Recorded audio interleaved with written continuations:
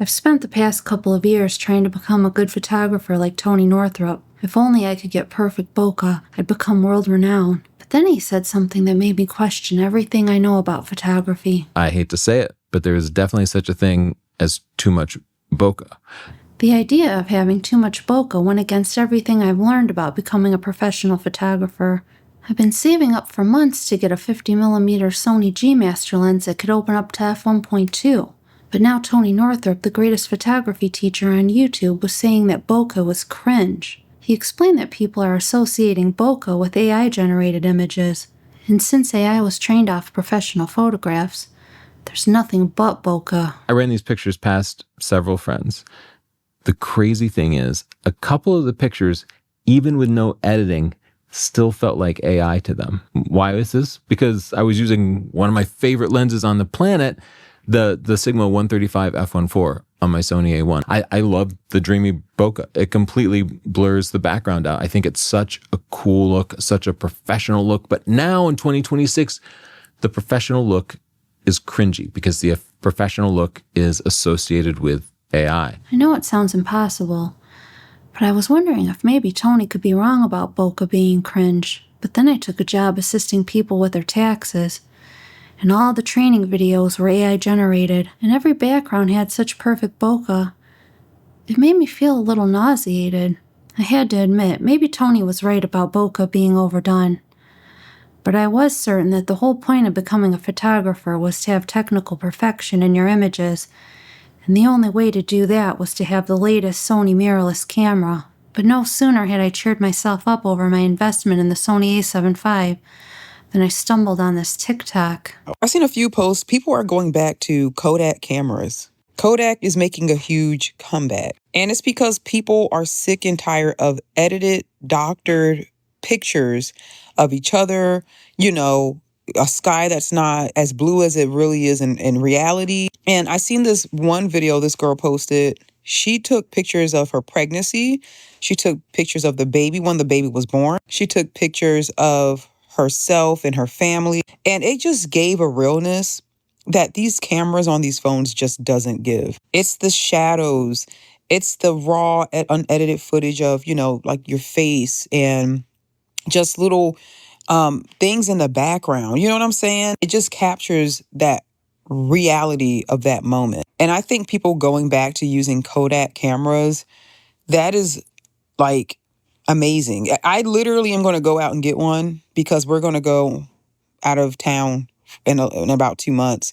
And I'm going to use that to take the pictures, get them developed, because I really miss photo albums. Like, people don't have photo albums. Like, having a photo album on your phone, it's not the same as going back, opening that photo album book and gathering your children around and everything and looking at those pictures. So that was like something I'm so excited about. Now, I can understand not wanting to take photos using your smartphone, but why would you reach for a film camera with all of its imperfections and having to process a film when you can buy yourself a nice digital mirrorless camera with all of its technological advancements in autofocus? But then I watched a video by Els van Opstal, and she explained that film cameras definitely have a few advantages over digital. The entire process forces you to slow down and be a little more thoughtful when you're taking your photographs. With digital, you can take a photo with the click of a button, see it on the screen right after, put it on your phone or computer within minutes, edit it, and have a finished product in a very short amount of time.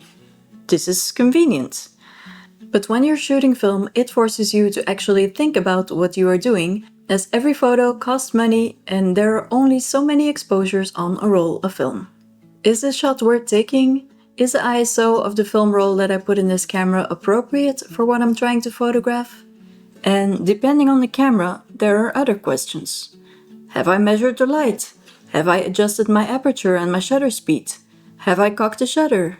Did I advance the film after taking the previous shot? For a beginner, this can all be very overwhelming, but if you are truly interested in photography, there is no better way to learn all these things than to shoot film.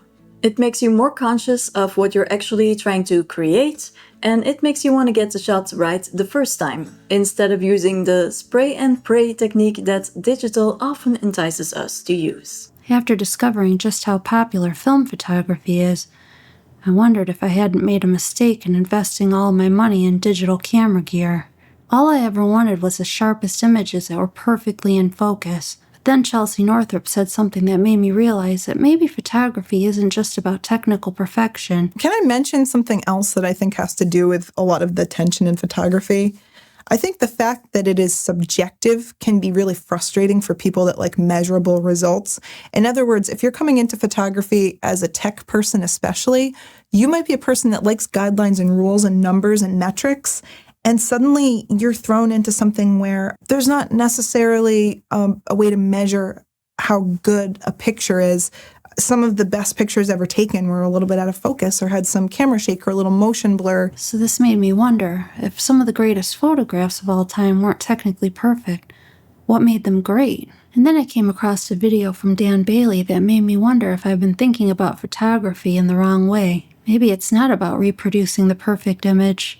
Maybe it's more about communicating. The very nature of digital photography is entirely geared around eliminating any sorts of imperfections in our work and catering to our perfectionist tendencies.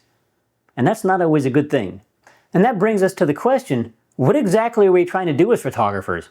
Are we trying to perfectly reproduce the world, or are we trying to make art? Is your goal to create perfect reproductions of the world in front of you, or is it to create art that communicates ideas and messages and feelings to your viewer? Since I've been so preoccupied with getting perfect focus and the smoothest bokeh, I have to admit, I lost track of what sort of story I was trying to tell through my squirrel photography. When I took my first photograph of a squirrel and I saw that look of innocent curiosity staring back at me, I wanted to share it with the world.